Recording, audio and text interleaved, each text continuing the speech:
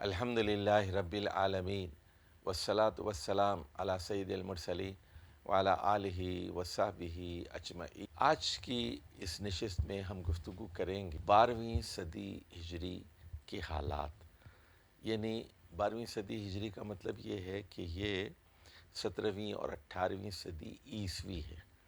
12वीं सदी हिजरी की हम बात कर रहे हैं। देखिए, सियासी तौर पर वहाँ खिलाफत उस्मानी है और सुलेमान सानी है और फिर मुस्तफ़ा सानी है और अहमद सालिस हैं, महमूद अव्वल हैं और मुस्तफ़ा सालिस हैं, अब्दुल हमीद अव्वल हैं। तो ये एक मौरूसी खिलाफत वो उस्मानियों की कायम व दायम है और बड़ा उनका उस जगह पर रोब दाब है उनके ऊपर। अच्छा, एक तरफ तो ये है। अब दूसरी तरफ हिंदुस्तान की हालत ज़ार देखते हैं कि हिंदुस्तान में 12वीं सदी के आगाज़ में 18 साल तक तो औरंगज़ेब आलमगीर की हुकूमत है। 1118 हिजरी में औरंगज़ेब आलमगीर की वफ़ात होती है। अब इसके बाद सारे कमांडर बागी हो जाते हैं। एक तरफ बंगाल का कमांडर और दक्कन का कमांडर और गुजरात का कमांडर, और तो ये अब मरकज़ी हुकूमत सिर्फ वो दिल्ली के अतराफ़ ही मुस्तहकम है और शहज़ादे आपस में लड़ते हैं। अब इसके बाद इनकी औलाद में बड़े अय्याश हुक्मरान पैदा होते हैं मुग़लों के अंदर, और आपने उसका नाम तो सुना होगा, अहमद शाह रंगीले के, जो हर वक्त शराब व शबाब में गुम होता था। तो अब देखिए यहाँ क्या चीज़ें हो रही हैं, थोड़ा सा आप देख लीजिए। ये 12वीं सदी हिजरी है। कुछ हिंदुस्तान का पहले नक्शा खींच दूँ। सिखों में एक आदमी पैदा होता है बंदा बहादुर, और वो दहशतगर्द है। इतना बड़ा दहशतगर्द है कि हामिला औरतों के पेट को चाक करके बच्चे को भी मार डालता था और मुसलमानों का कत्ले आम करता था। बंदा बहादुर तो 1126 हिजरी में औरंगज़ेब के बाद का ज़माना है, ये फ़र्रुख सैर वगैरह का, तो उस ज़माने में ये कत्ल किया गया। अच्छा, अब सिखों में फिर गुरु होते गए। बिल आखिर उनका 17वां गुरु था, उनका गुरु गोबिंद सिंह, उसको कत्ल किया गया। इसने, गुरु गोबिंद सिंह ने क्या किया, सिखों को शरीयत दे दी। थोड़ा सा मैं सिखों के बारे में, शरीयत का मतलब ये है उसने उनको कानून दिया। इससे पहले सिख मज़हब गुरु नानक और उसके बाद के ज़मानों में एक फ़लसफ़ा था, एक ख़याल था, लेकिन उसके कोई रिचुअल्स नहीं थे। उनकी कोई ईद नहीं थी, उनके कोई नमाज नहीं थी, उनकी कोई इबादत नहीं थी। तो अब ये ज़्यादा मिलिटेंट और मुसल्लह और दहशतगर्द होते गए। तो आखिरी गुरु जो था इनका, गुरु गोबिंद सिंह, इसके ज़माने में फिर हुआ ये कि तशद्दुद भी बढ़ा। फिर इन्होंने कहा कि मुसलमानों की 5 अरकान है, नमाज, रोज़ा, हज, ज़कात, कलिमा, हमारे भी 5 होने चाहिए। तो उन्होंने कहा कि यानी देखिए, एक मुसलमानों से एक अपना जुदागाना तशख़्ख़ुस ये कायम करना चाहते थे। उन्होंने कहा हम भी 5 रख लेते हैं। उन्होंने कहा हम पगड़ी होगी, केस होंगे, कच्चा होगा, किरपान होगी और फलां होगा और फलां होगा। 5 काफ इन्होंने रख ली। इसी तरह मुसलमान किसी चीज़ को अक़ीदत में ये कहते थे कि शरीफ है। मक्का शरीफ, मदीना शरीफ, कुरान शरीफ, बुखारी शरीफ, अजमेर शरीफ, समझे, बगदाद शरीफ, ये कहते थे मुसलमान किसी मुक़द्दस चीज़ को। बुखारी शरीफ, मुस्लिम शरीफ। इन्होंने कहा हम शरीफ नहीं कहेंगे, हम साहब कहेंगे, गुरु नानक साहब।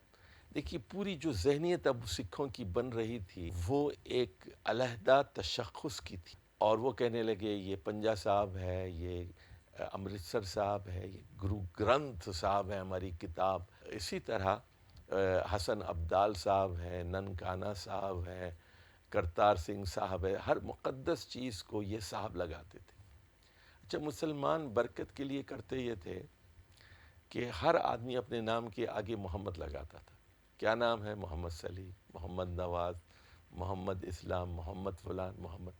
उन्होंने कहा हम अपने नाम के आगे सिंह लगाएंगे और औरतें अपने नाम के आगे کور لگائے، سنگ اور کور. تو یہ اس طرح ایک مذہب اب ایک متشدد بھی ہو رہا ہے. اور اس کے بعد پھر انہوں نے کہا کہ اپنا ایک گردوارہ بنائیں گے، ایک عبادت گاہ بنائیں گے، اور گردوارے کے بیچ میں گرنتھ صاحب کو رکھیں گے. وہ گرنتھ کیا ہے؟ اس میں کلام ہے مختلف مذاہب کا اور گرو نانک کا، اور یہ کوئی آسمانی کتاب تو ہے نہیں وہ. اچھا، اس کو پھر یہ لوگ جاتے ہیں اور گرنتھ صاحب کو سجدہ کرتے ہیں. بت پرستی تو انہوں نے چھوڑ دی، لیکن اب کتاب کو سجدہ کرتے ہیں. اچھا دیکھیے، مسلمانوں کے ہاں ہوتا یہ تھا کہ مسلمان اب قرآن پڑھتے کم تھے لیکن تلاوت بہت کرتے، اور وہ کہتے تھے ختم کرو، یہ ختم ہو گیا نا پھر دوبارہ شروع کرو، پھر ختم کرو. ختم کا سلسلہ شروع ہو گیا. سکھوں نے کہا کہ اب ہم بھی ختم کا سلسلہ شروع کرتے ہیں. تو ان کے ہاں ہوتا یہ ہے، گردوارے کے اندر ایک آدمی وہ بیٹھا ہوتا ہے اور پڑھتا رہتا ہے، اور گرنتھ وہ پڑھتا رہتا ہے. اور جب وہ ختم کرتا ہے جہاں سے، تو اب اس کو اگر جانا ہے، یعنی کھانے کے لیے یا ضرورت کی حاجت کے لیے جانا ہے، تو دوسرا آدمی اسی جملے سے شروع کر دیتا ہے، اور وہ اس کا چارج لے لیتا ہے. اس کے بعد وہ پھر دوسرا آ جاتا ہے، پھر تیسرا آ جاتا ہے، چوتھا آ جاتا ہے. مسلمان کہتے تھے کہ خانہ کعبہ کا طواف 24 گھنٹے جاری رہتا ہے، دن اور رات میں، سوائے نمازوں کے اوقات میں. انہوں نے کہا کہ ہم گرنتھ صاحب بھی 24 گھنٹے اس کی جو ہے وہ تلاوت کریں گے. تو اس طرح پھر یہ سکھوں نے اور مراٹھوں نے حملے شروع کر دیے، اور مغلیہ سلطنت 12ویں صدی ہجری میں بہت کمزور ہو گئی. یہاں تک کہ پھر شاہ ولی اللہ صاحب نے لکھا تو نادر شاہ وہاں سے آیا، آ کر انہوں نے مراٹھوں اور سکھوں کو مارا نادر شاہ نے، اور دہلی میں قتل عام کیا اس نے، اور وہاں سے دولت وغیرہ لوٹ کر لے گئے. اب دیکھیے دوسری چیز جو ہو رہی ہے یہاں پر، انگریز کلکتہ اور مغربی ساحل سے بنگال کی طرف آ رہے ہیں. اور یہاں ہوتی یہ ہے کہ 1170 ہجری میں، یہ 12ویں صدی ہجری ہے، اور ہم بات کر رہے ہیں 1757 کی، 1757 عیسوی. اب وہاں جنگ پلاسی ہوتی ہے، اور اس میں انگریز سراج الدولہ کو شکست دیتے ہیں، اور اڑیسہ، بہار اور بنگال پر انگریزوں کی حکومت قائم ہو جاتی ہے. اب دیکھیے انگریز جو ہیں 3-4 طرف سے بڑھ رہے ہیں. ایک تو بامبے کی طرف سے ویسٹرن سائڈ سے بڑھ رہے ہیں، ایک کلکتہ کی طرف سے، ساؤتھ میں مدراس اور پانڈیچیری اور یہاں کے علاقوں سے بھی آگے بڑھ رہے ہیں. اور آگے اگلی صدی میں آپ دیکھیں گے کہ وہ جنوب کے اندر ٹیپو سلطان کو وہ قتل کرتے ہیں، اور ٹیپو سلطان کی حکومت پر قبضہ کر لیتے. تو اب یہ 12ویں صدی ہجری کے اندر کیا ہو رہا ہے، ہندوستان کا نقشہ یہ ہے کہ یہاں سکھ مذہب بڑھ رہا ہے، ان کی دہشت گردی بڑھ رہی ہے، مراٹھے بہت فعال ہو گئے ہیں، مغلیہ سلطنت وہ تقسیم ہو چکی ہے، مغلیہ سلطنت کے شہزادے عیاشی میں ڈوبے ہوئے ہیں، اور انگریز وہ آہستہ آہستہ ہندوستان پر حکومت کر رہے ہیں. اور شاہ عالم جو دہلی کا بادشاہ ہے، وہ 1757 عیسوی میں یعنی 1170 ہجری میں انگریزوں کی اطاعت قبول کر لیتا ہے. اگرچہ کہ وہ بادشاہ وہاں رہتا ہے دہلی کے اندر، لیکن وہ ان کی بالادستی اور بڑائی کو تسلیم کر لیتا ہے. تو یہ ہے دیکھیے 12ویں صدی ہجری کا ایک زمانہ. اب میں تھوڑی سی بات کرنا چاہتا ہوں، یہ تو ہندوستان کی حالت زار ہو گئی نا، اور میں نے بتا دیا کہ وہاں عثمانی خلافت تو ہے، اور وہ موروثی حکومت چل رہی ہے، اور وہاں سلیمان ثانی کے بعد مصطفیٰ ثانی اور احمد ثالث اور محمود اول اور محمود ثانی، مصطفیٰ ثالث اور عبدالحمید اول وغیرہ یہ حکمران ہیں. اب دیکھیے مغرب میں کیا ہو رہا ہے 12ویں صدی ہجری. 1113 ہجری میں ییل یونیورسٹی قائم ہوتی ہے. ہارورڈ قائم ہو چکی ہے پہلے ہی. 1114 میں وہ لوگ اسٹیم انجن ایجاد کرتے ہیں 1114 ہجری میں۔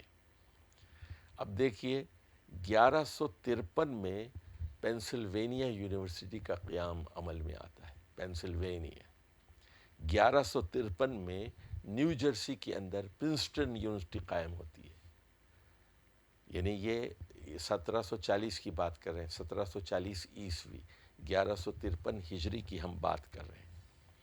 اچھا دیکھیے روڈ آئلینڈ، اگر آپ امریکہ کو جانتے ہیں، مشرقی امریکہ کو، تو یہ کنیکٹیکٹ اور روڈ آئلینڈ اور میساچیوسیٹس، یہ 6 ریاستیں ہیں جن کو نیو انگلینڈ اسٹیٹس کہتے ہیں۔ نیو انگلینڈ یہ بالکل مشرق میں ہے، یہ شمال کے نیو یارک کے اوپر کا جو علاقہ ہے، یہاں پر بڑی بڑی یونیورسٹیاں قائم ہوتی ہیں۔ یہ 12ویں صدی ہجری کی بات ہے۔ دیکھیے 1167 ہجری میں کولمبیا یونیورسٹی نیو یارک میں قائم ہوتی ہے، اور 1168 میں وہاں ایک بہت بڑا فلسفی پیدا ہوتا ہے پولیٹیکل، اور وہ ہے مونٹیسیکو۔ اچھا اب اس کے بعد 1171 میں نیورولوجی میں ایک بہت بڑی تحقیق ہوتی کہ اعصابی نظام کہ دماغ کا ہاتھ سے کیا تعلق ہے، پاؤں سے کیا ہے، اور یہ رگوں کا کیا نظام ہے، اس پر بڑی تحقیق ہوتی ہے، اوپر سے نیچے تک کیا رابطہ ہو رہا ہے۔ اچھا اب انگریزوں کی حکومت یہاں امریکہ کے مشرقی ساحل کے اوپر ہے۔ انگریزوں کی حکومت 1177 میں ہوتا یہ ہے کہ وہ دریائے مسیسیپی تک پہنچ جاتے ہیں۔ اگر آپ امریکہ کے نقشے کو دیکھتے ہیں نا، تو کینیڈا سے دریائے مسیسیپی چل رہا ہے نیچے سمندر میں، میکسیکو کے پاس تک جاتا ہے، یعنی امریکہ کو ایسے 2 حصوں میں تقسیم کرتا ہے دریائے مسیسیپی، بہت لمبا دریا ہے۔ تو اب پورے ایسٹ میں بڑی انگریزوں کی حکومت قائم ہو جاتی ہے۔ اچھا 1178 میں 12ویں صدی کا آخری حصہ ہے، روڈ آئلینڈ میں براؤن یونیورسٹی قائم ہوتی ہے۔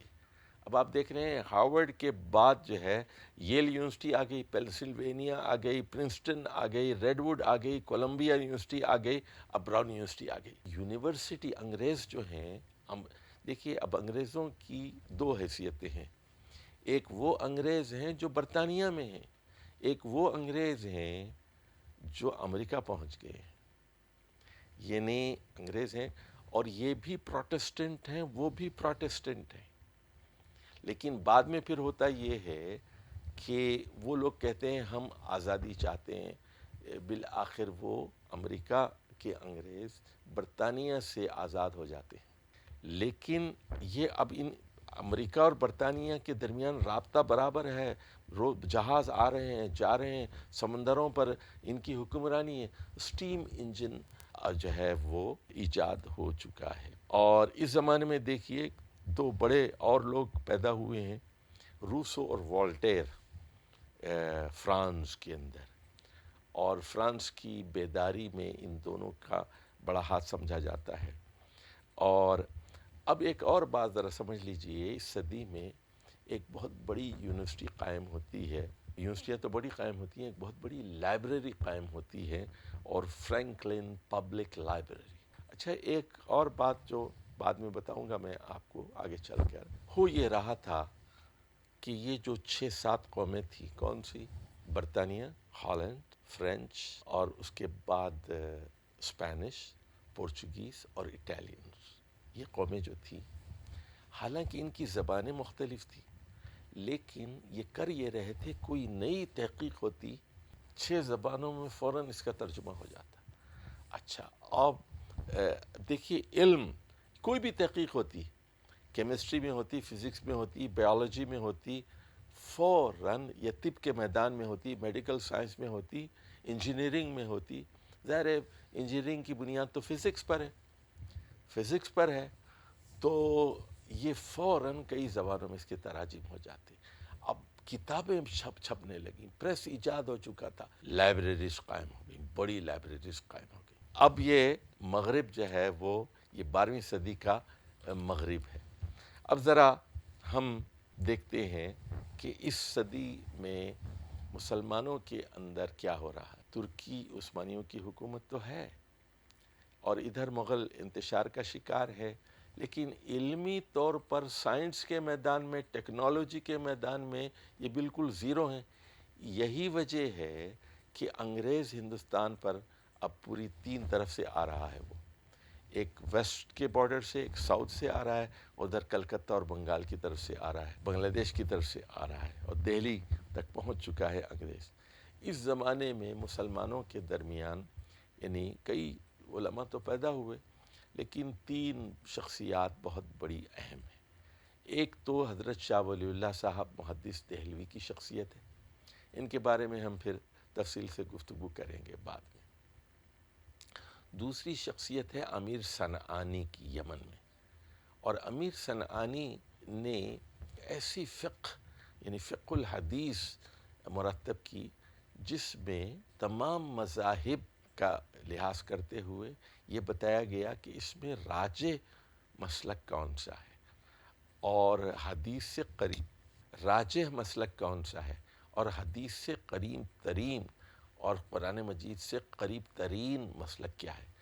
یعنی یہ ایک رائے ہے، یہ ایک رائے ہے، یہ ایک رائے ہے، 4 رائے ہیں، 5 ہے، 6 آراء ہیں، اس میں زیادہ بہتر رائے کون سی ہے؟ تو سبل السلام ان کی مشہور کتاب ہے امیر صنعانی۔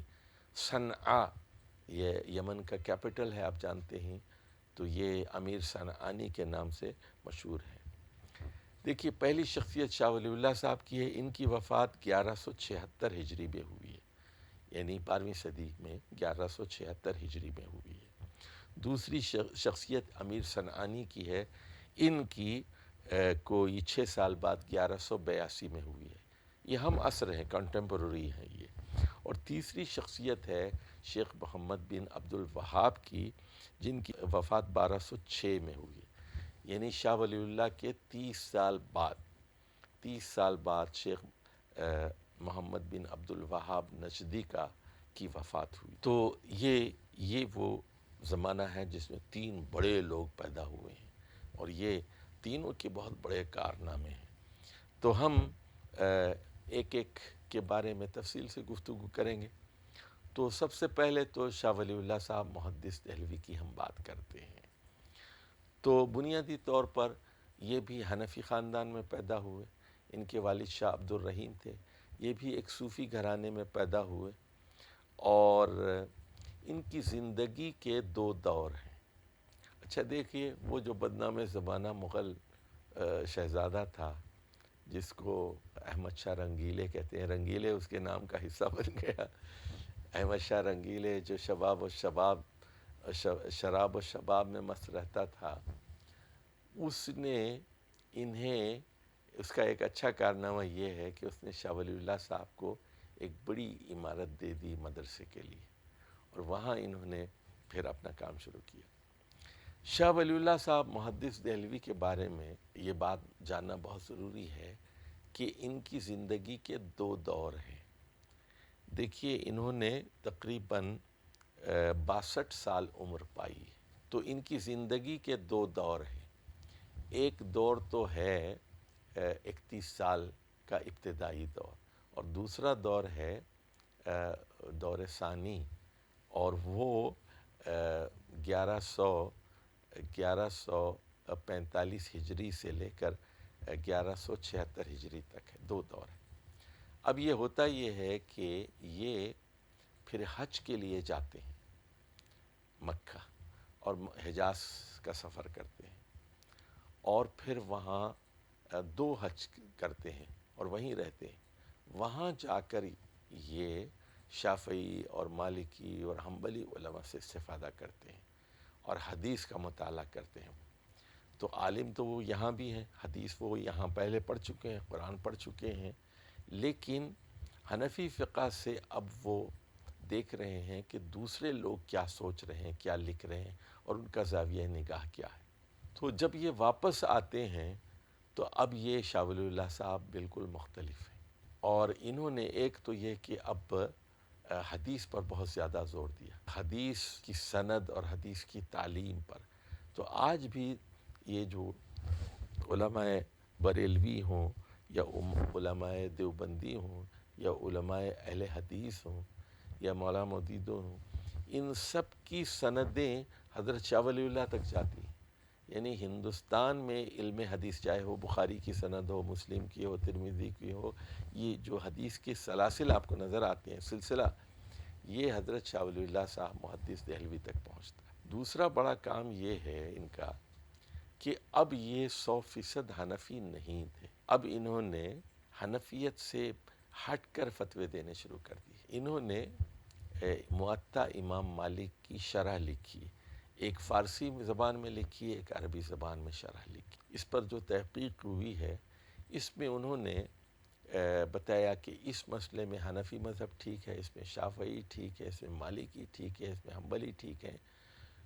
تو زیادہ تر یہ ترجیح دیتے ہیں امام شافعی کو. تو ایک صاحب نے اسلامک یونیورسٹی سے شاہ ولی اللہ صاحب پر پی ایچ ڈی کی ہے، اور اس کے بعد انہوں نے جو ڈیٹا ان کی کتابوں سے مرتب کیا ہے وہ کہتے ہیں کہ 90% سے زائد مسائل میں شاہ ولی اللہ صاحب دہلوی امام شافعی کی فقہ کو ترجیح دیتے ہیں. کچھ مسائل ایسے ہیں جس میں وہ چاروں سے بھی اختلاف کرتے ہیں. تو بہرحال یعنی اجتہاد اور تقلید کے خلاف یہ ایک بہت بڑی آواز تھی. دیکھیے ہم آپ کو بتا چکے ہیں کہ تقلید 3 صدی ہجری میں شروع ہوئی، اور تقلید کے خلاف سب سے پہلی بڑی آواز جو اٹھی وہ اسپین سے اٹھی. امام ابن حزم اندلسی کی 456 ہجری میں وفات پائی، یعنی 5ویں صدی ہجری کی بات ہے. تقلید کے خلاف دوسری بڑی آواز جو اٹھی وہ امام ابن تیمیہ رحمہ اللہ کی ہے. 728 میں انتقال ہوا، وہ 8ویں صدی ہجری کے عالم تھے. اور تقلید کے خلاف تیسری جو بڑی آواز اٹھی وہ ہندوستان سے اٹھی. یعنی پہلی آواز اندلس سے، اور دوسری شام سے، اور تیسری ہندوستان سے اٹھی، دہلی سے اٹھی، اور شاہ ولی اللہ صاحب محدث دہلوی کی زبان سے. اور انہوں نے پھر تقلید کے خلاف لکھا. تو ہندوستان کے حنفی ماحول میں یہ ایک بہت بڑی چیز تھی، ایک بہت بڑی چیز تھی. اچھا، اب اس کے بعد یہ کہ ان کا ایک بہت بڑا کارنامہ ہے، ان کی ایک کتاب ہے حجت اللہ البالغہ. کئی کتابوں کے مصنف ہیں حجت اللہ البالغہ. تو اس میں انہوں نے شریعت کے احکام کی حکمتیں بیان کی ہیں، یعنی وضو کی حکمتیں، اور غسل کی حکمتیں، اور نماز کی حکمتیں، اور زکوٰۃ کی حکمتیں وغیرہ وغیرہ. اچھا، اسی میں پھر اسی کتاب کا ایک حصہ ہے جس کو بعد میں ایک رسالے کی شکل میں بھی شائع ہوا، وہ الانصاف فی بیانی سبب الاختلاف. شاہ ولی اللہ صاحب کی ایک اہم ترین کتاب ہے الانصاف فی بیانی سبب الاختلاف، اور یہ چھوٹی سی کتاب ہے. یہ اب حجت اللہ البالغہ کا ایک باب بھی ہے.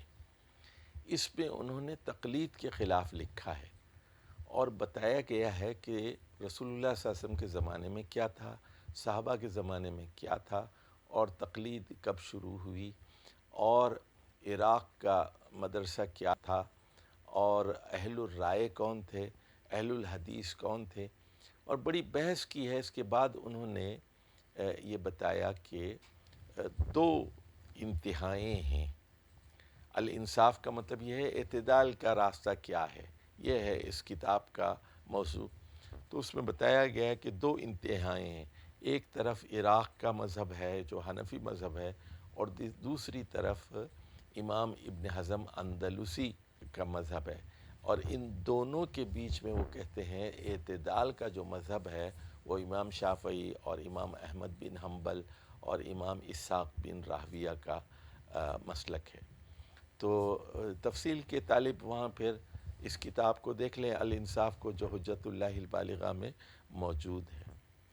اچھا، اب دیکھیے شاہ ولی اللہ صاحب کا یہ کارنامہ بھی ہے کہ وہ بڑی سیاسی بصیرت رکھتے تھے، اور وہ جانتے تھے کہ مغلوں کا زوال شروع ہو چکا ہے.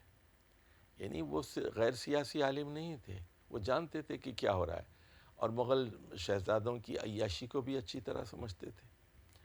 اور پھر انہوں نے دیکھا کہ اب جنوب کی طرف سے، یعنی مغرب کی طرف سے جنوب مغرب کی طرف سے مرہٹے دہلی کی طرف حملہ کر رہے ہیں، اور ادھر پنجاب سے سکھ حملہ کر رہے ہیں، انہوں نے پھر خط لکھا احمد شاہ ابدالی کو، جس کے نتیجے میں وہ آیا اور جو ہے اس نے آ کر ان کو کنٹرول کیا.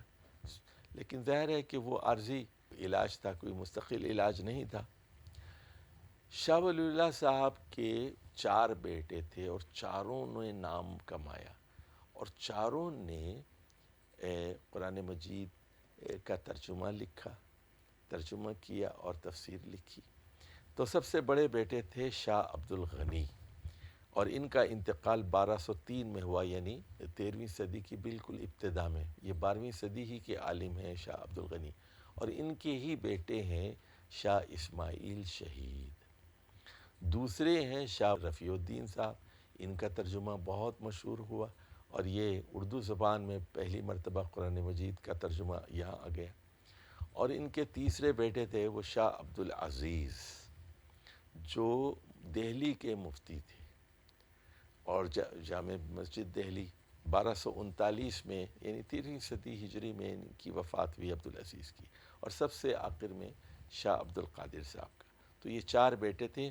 ان چاروں کی وفات 13ویں صدی ہجری میں ہوئی ہے، لیکن خود شاہ صاحب کا زمانہ وہ 12ویں صدی کا ہے. 1176 میں ہجری میں ان کا انتقال ہوا ہے، اور ان کے بڑے بیٹے کا 1203 میں، اور اس کے بعد پھر 1233 اور 1239 اور 1243 میں ان کے بقیہ بیٹوں کی وفات ہوئی ہے. تو یہ ہے جناب شاہ ولی اللہ صاحب محدث دہلوی کا کارنامہ. اچھا، لیکن سیاسی بصیرت بھی ان کے پاس تھی، اجتہاد بھی انہوں نے بہت کیا، لیکن جہاد کی سعادت پھر ان کے پوتے شاہ اسماعیل شہید صاحب کے حصے میں آئی. خود یعنی شاہ ولی اللہ صاحب نے کوئی جہاد میں حصہ نہیں لیا. اچھا، اب آ جائیے جہاں تک تصوف کا تعلق ہے، انہوں نے وہی روش اختیار کی مجدد الفسانی نے اختیار کی تھی. یعنی شیخ محی الدین ابن عربی کے بارے میں حسن ظن رکھنا اور کہنا کہ وہ بڑے آدمی تھے، لیکن شاہ ولی اللہ صاحب کے ہاں ایسی کوئی تنقید نہیں ملتی کھل کر، جس طرح مجدد الفسانی نے ابن عربی پر کھل کر تنقید کی تھی ان سے حسن ظن رکھتے ہوئے. ایسی کھلی تنقید انہوں نے نہیں کی، بلکہ وہی تعویل کی ایک کیفیت ہے سالک کی کہ وہ یہ سمجھتا ہے میرا وجود نہیں ہے، کل عدم ہے. جس طرح سورج کے نکلنے پر چاند تارے وہ معدوم ہو جاتے ہیں، بالکل اسی طرح. اچھا جناب، اس صدی کی دوسری بڑی شخصیت کے بارے میں تو میں بتا چکا ہوں، امیر صنعانی کا، کہ ان کا کام علم حدیث پر اور علم فقہ پر ہے، اور انہوں نے فقہ الحدیث کی بنیاد رکھی. تیسری بڑی شخصیت شیخ محمد بن عبد الوہاب نجدی رحمہ اللہ کی ہے. 1015 میں پیدا ہوئے اور 1206 میں ان کا انتقال ہوا. تو یعنی 1115 سے 1206 تک. دیکھیے، شاہ ولی اللہ صاحب کی ولادت 1114 میں ہوئی تھی، اور اس کے 1 سال بعد ان کی پیدائش ہوئی 1115 میں. شیخ محمد بن عبد الوہاب نجدی کی دونوں ہم اثر ہیں، لیکن شیخ محمد بن عبد الوہاب نجدی یہ دیر تک زندہ رہے، یعنی شاہ ولی اللہ صاحب کے 30 سال بعد تک زندہ رہے. اب دیکھیے، ان کی عمر کوئی 40 سال تھی شیخ محمد بن عبد الوہاب کی. بنیادی طور پر یہ ایک حنبلی عالم تھے، حنبلی گھرانے میں پیدا ہوئے، اور اسی وجہ سے آج بھی سعودی عرب کا سرکاری مذہب حنبلی مذہب ہے. تو جب 40 سال کی عمر ہوئی تو انہوں نے 1158 ہجری میں امیر محمد بن سعود کے ہاتھ پر بیعت کی. تو ان کے اپنے پاس بہت سارے لوگ تھے جو ان کے حمایتی تھے اور لڑنے والے تھے، اور امیر سعود کے پاس اپنی فوج تھی. تو دونوں کے درمیان ایک معاہدہ ہوا، امیر محمد بن سعود اور شیخ محمد بن عبد الوہاب نجدی کے درمیان. معاہدہ یہ تھا کہ آپ توحید کے سلسلے میں میرا جو پروگرام ہے اس پر عمل درآمد کیجیے، اور میں آپ کے ہاتھ پر بیعت کرتا ہوں، آپ کو امیر تسلیم کرتا ہوں، اور ہم سب مل کر جہاد کریں گے. تو شیخ یہ محمد بن عبد الوہاب محمد حیات سندھی کے شاگرد ہیں، یعنی حدیث انہوں نے محمد حیات سندھی سے حاصل کی تھی۔ تو شیخ محمد بن عبد الوہاب کا کارنامہ یہ ہے کہ انہوں نے، اب سعودی عرب کی حکومت قائم ہوئی تو یہاں پر شریعت کے احکام کا اجرا کیا، یعنی نماز کا قیام، مساجد کا قیام، زکوٰۃ کا نظام، زکوٰۃ کی وصولی اور عدالتوں کا قیام اور شرعی سزاؤں کا قیام، تو اور پھر یہ کہ بدعات کو مٹانے میں ان کا بہت بڑا کارنامہ ہے۔ اب ہوا پھر یہ کہ سعودی عرب سے انہوں نے شرک کا مکمل خاتمہ کر دیا کہ کہیں کوئی پختہ قبر نہ رہنے پائے اور کسی قبر کی عبادت نہ ہو، قبر کے اوپر کوئی مشرکانہ افعال نہ ہو، بس قبرستان آدمی جائے تو دعا کرے اور آگے بڑھے۔ تو سنت کو انہوں نے زندہ کیا، توحید کی دعوت دی اور بدعات کا خاتمہ کیا، اور ان کی مشہور کتاب ہے کتاب التوحید، جس کا کئی زبانوں میں، دنیا کی 200 سے زیادہ زبانوں میں اس کا ترجمہ ہوا، کتاب التوحید کا، بڑی عظیم کتاب انہوں نے لکھی۔ تو دیکھیے یقیناً جس طرح شاہ ولی اللہ صاحب اس صدی کے مجدد ہیں، اس میں کوئی شک نہیں ہونا چاہیے کہ شیخ محمد بن عبد الوہاب بھی اس صدی کے مجدد ہیں۔ اس کے اثرات، یعنی اگرچہ کہ ان کا انتقال 1206 میں ہوا ہے اور آج ہم 1446 میں ہیں، یعنی ان کی وفات کے 240 سال گزر چکے ہیں، 250 سال کا زمانہ گزر چکا ہے، لیکن آج بھی اس کے اثرات موجود ہیں۔ یعنی سعودی عرب کے اندر آج بھی آپ کو، حالانکہ آپ کو جو خیر نظر آتا ہے، حالانکہ سعودی عرب بہت تیزی کے ساتھ امریکہ کی غلامی اور مغرب کی غلامی میں جا رہا ہے، یہ محمد بن سلمان کی قیادت میں، اس کے باوجود جو بھی خیر دیکھتے ہیں، آج وہاں نماز ہے۔ محمد بن عبد الوہاب نجدی کی وجہ سے آج وہاں آپ کو پردہ نظر آتا ہے، آپ کو خواتین کے اندر، جو اب کم ہوتا جا رہا ہے، تو وہ بھی انہی کا کارنامہ ہے۔ اسی طرح آج آپ کو سعودی عرب کے اندر کوئی تعویذ نظر نہیں آتی، کوئی بدعت نظر نہیں آتی، کوئی شرکیہ چیزیں نظر نہیں آتی، تو یہ سارا کارنامہ اسی مجدد کا ہے۔ تو یہ اللہ تعالیٰ جب بڑی شخصیات کو پیدا کرتا ہے تو اس کے اثرات نہ صرف اس صدی میں، اس زمانے میں ہوتے ہیں، بلکہ اس کے اثرات اگلی صدیوں پر بھی مرتب ہوتے ہیں۔ تو امر بالمعروف، نیکی کا حکم دینا، برائیوں سے روکنا، وہ سارے کام ہیں نجد کی سرزمین سے شروع ہوئے اور وہ حجاز کی طرف بڑھے۔ اس کے بعد پھر ہوا یہ کہ انگریزوں نے جب دیکھا یہ ایک بڑی قوت ابھر رہی ہے، تو انہوں نے مسلمانوں میں پھوٹ ڈالنے کے لیے ترکوں میں اور عربوں میں اختلافات پیدا کیے اور یہ کہا کہ یہ ایک نیا دین ہے۔ ہندوستان میں بھی پھر یہی ہوا، ہندوستان میں بھی شیخ محمد بن عبد الوہاب کی بڑی مخالفت ہوئی، اور بالخصوص اس مخالفت میں یعنی جو قبر پرست اہل تشیع تھے وہ سب سے زیادہ پیش تھے، اور وہ مسلمان سنی جو قبر پرست تھے اور قبر پرستی کو اپنا دین سمجھنے لگے تھے، تو ان لوگوں کے اوپر ایک قیامت برپا ہو گئی کہ قبروں کو مسمار کیا جا رہا ہے، مزارات کو مسمار کیا جا رہا ہے، ان کے خلاف بہت بڑا پروپیگنڈا کیا گیا۔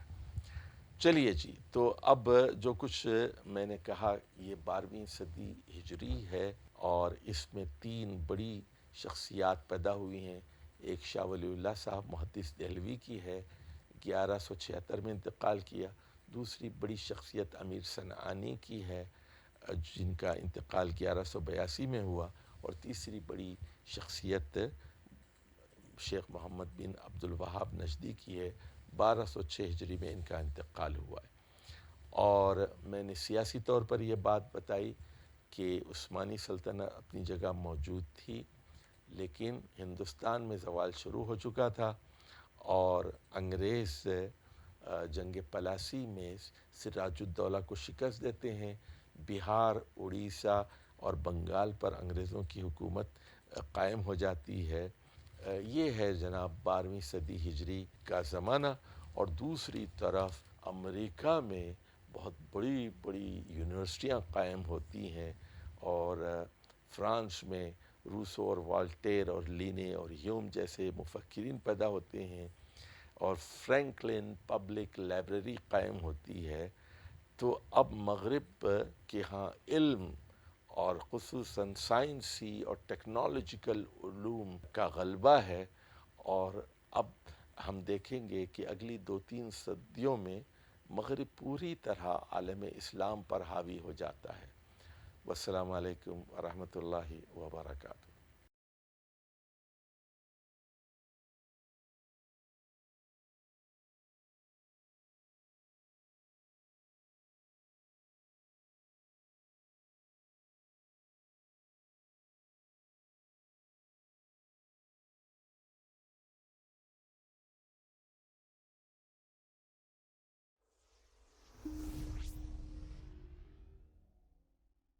آج ہم بات کریں گے 13ویں صدی ہجری کے بارے میں. یہ بنیادی طور پر 19ویں صدی عیسوی ہے. سیاست کے بارے میں اس صدی کا جب آغاز ہوتا ہے تو عبد الحمید اول خلیفہ ہیں، تو یہ 1293 میں عبد الحمید ثانی یہ خلیفہ بنتے ہیں 1293 ہجری میں. اس صدی کے آغاز میں ایک بہت بڑا سانحہ پیش آتا ہے ہندوستان کے اندر. وہ مشہور بات آپ نے سنی ہوگی کہ جعفر اس بنگال صادق اس دکن، ننگے دین ننگے ملت ننگے وطن. تو یہ دو غدار بہت مشہور ہیں. 1279 میں بہادر شاہ ظفر کی وفات ہوتی ہے. اب دیکھیے ہندوستان پر باضابطہ انگریزوں کی حکومت قائم ہو گئی ہے 1857 سے لے کر 1947 تک. مغرب کی ترقی کے زینے اور ان کی ترقی کی ذرا داستان بھی سنتے جائیے آپ. 13ویں صدی ہجری ہے. 1203 ہجری میں انسائکلوپیڈیا شائع ہوتا ہے. مغرب نے پھر یہ جوامع العلوم لوگ پیدا کیے. 1809 عیسوی یعنی 1222 ہجری میں رائفل ایجاد کی جاتی، اور 1236 ہجری میں یعنی 1821 میں کمیونسٹ لیگ قائم ہوتی ہے. فرانس تونس پہ قبضہ کر لیتا ہے، اور برطانیہ یمن کے بعد مصر اور سوڈان پر بھی قبضہ کر لیتا ہے. بہائی مذہب کا بانی ایران میں پیدا ہوتا ہے، اس کا نام ہے باب، چارلس ڈاروین کے نام سے.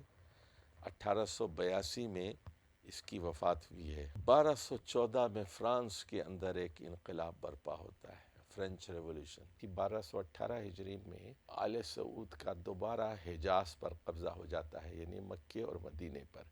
یہ 1802 عیسوی کا واقعہ ہے. مہاراجہ رنجیت سنگھ یہ 40 سال حکومت کرتا ہے لاہور کے اوپر، 1213 ہجری سے 1255 ہجری تک. اب دیکھیے اس دور کے جو بڑے علماء ہیں ان میں ایک تو ہیں سید مرتضیٰ زبیدی، یمن کے بہت بڑے عالم ہیں. 1205 ہجری میں انہوں نے انتقال کیا. اور شیخ محمد بن عبد الوہاب نجدی رحمہ اللہ کے بارے میں تو ہم نے پچھلی صدی میں بتایا تھا کہ پیدا تو ہوئے یہ حضرت شاہ ولی اللہ صاحب کے 1 سال بعد، تو دونوں ہم عصر ہیں، لیکن ان کی وفات بہت بعد میں ہوئی 1206 ہجری میں. تو ایک اور بہت بڑے عالم دین حنفی عالم گزرے ہیں، ابن عابدین شامی، اس دور کی سب سے بڑی شخصیت جنہیں یقیناً مجتہد کہا جا سکتا ہے، اور جنہوں نے فقہ الحدیث میں بہت بڑا کارنامہ انجام دیا، کئی کتابیں لکھیں تفسیر پر. تو وہ ہے شیخ محمد بن علی شوکانی. شوکان یمن میں ایک جگہ ہے شوکان، یہ وہاں کے رہنے والے تھے. 1866 عیسوی میں دارالعلوم دیوبند کا قیام عمل میں آیا. بڑی اہم شخصیت پیدا ہوئی، اور وہ تھی سر سید احمد خان کی. سر سید احمد خان مسلمانوں کے بڑے ہمدرد تھے، لیکن ان کے 2-3 مسائل تھے.